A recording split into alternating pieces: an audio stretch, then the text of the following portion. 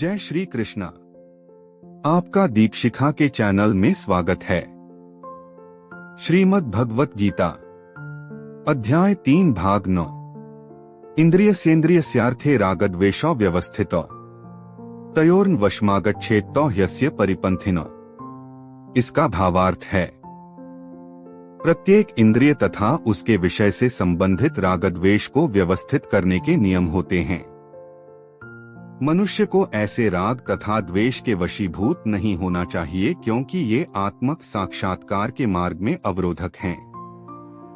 इसका तात्पर्य है, जो लोग कृष्ण भावना भावित हैं, वे स्वभाव से भौतिक इंद्रिय तृप्ति में रत होने में झिझकते हैं।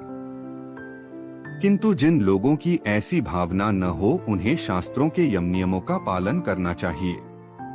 अनियंत्रित इंद्रिय भोग ही भौतिक बंधन का कारण है, किंतु जो शास्त्रों के यम नियमों का पालन करता है, वह इंद्रिय विषयों में नहीं फंसता। उदाहरणार्थ, यौन सुख बद्ध जीव के लिए आवश्यक है और विवाह संबंध के अंतर्गत यौन सुख की छूट दी जाती है। शास्त्रीय आदेशों के अनुसार अपनी पत्नी के अतिरिक्त अन्य स्त्री के साथ यौन संबंध वर्जित है। अन्य सभी स्त्रियों को अपनी माता मानना चाहिए।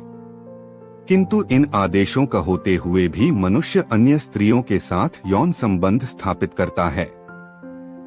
इन प्रवृत्तियों को दमित करना होगा, अन्यथा वे आत्म साक्षात्कार के मार्ग में बाधक होंगी।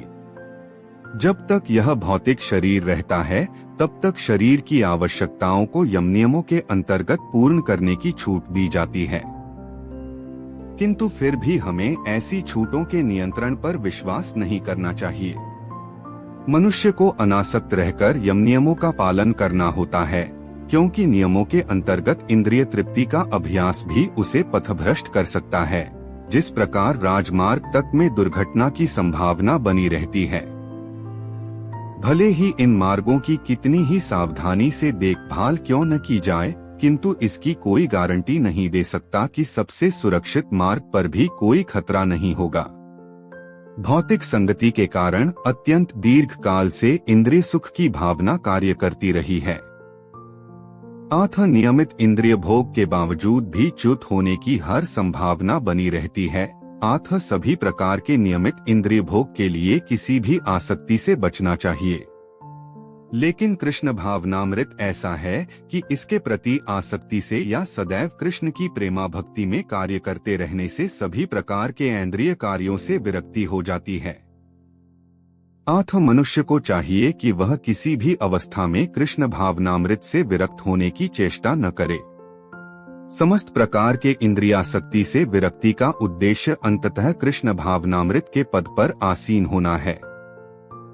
श्रेयान् स्वधर्मो विगुणः परधर्मात् स्वनुष्ठितात् स्वधर्मे निधनः श्रेयः परधर्मो भयावहः। इसका भावार्थ है, अपने नियत कर्मों को दोषपूर्ण ढंग से संपन्न करना भी अन्य के कर्मों को भली भांति करने से श्रेयस्कर है। स्वीय कर्मों को करते हुए मरना पराये कर्मों में प्रवृत्त होने की अपेक्षा श्रेष्ठतर है, क्योंकि अन्य किसी के मार्ग का अनुसरण भयावह होता है। इसका तात्पर्य है, अतः मनुष्य को चाहिए कि वह अन्यों के लिए नियत कर्मों की अपेक्षा अपने नियत कर्मों को कृष्ण भावनामृत में करे। भौतिक दृष्टि से नियत कर्म मनुष्य की मनोवैज्ञानिक दशा के अनुसार भौतिक प्रकृति के गुणों के अधीन आदिष्ट कर्म हैं। आध्यात्मिक कर्म गुरु द्वारा कृष्ण की दिव्य सेवा के लिए आदेशित होते हैं।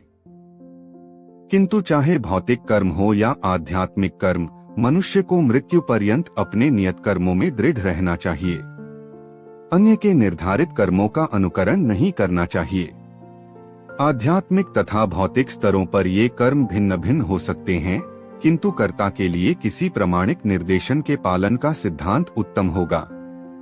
जब मनुष्य प्रकृति के गुणों के वशीभूत हो, तो उसे उस विशेष अवस्था के लिए नियमों का पालन करना चाहिए, उसे अन्यों का अनुकरण नहीं करना चाहिए।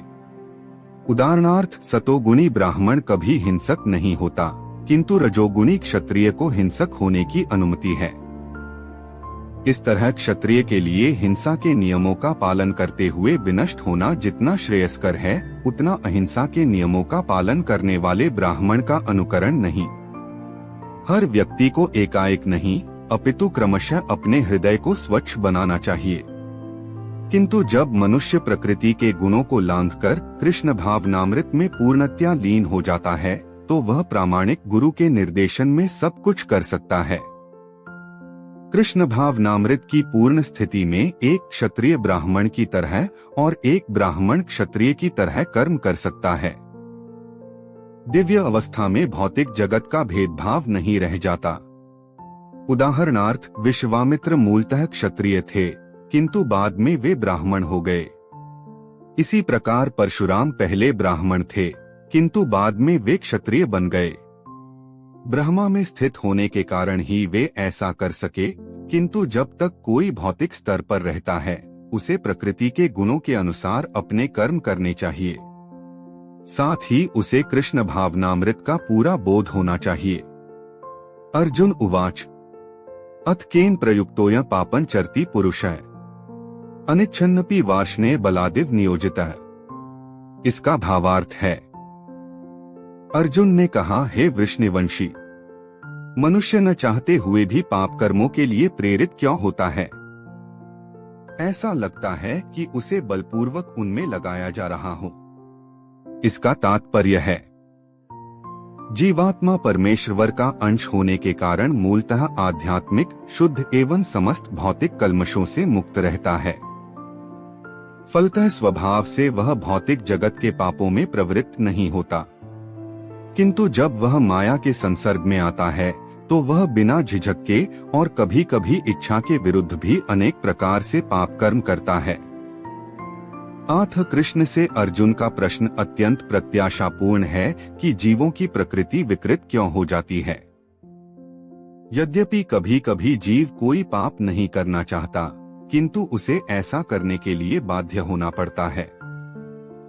किंतु ये पाप कर्म अंतर्यामी परमात्मा द्वारा प्रेरित नहीं होते अपितु अन्य कारण से होते हैं, जैसा कि भगवान अगले श्लोक में बताते हैं।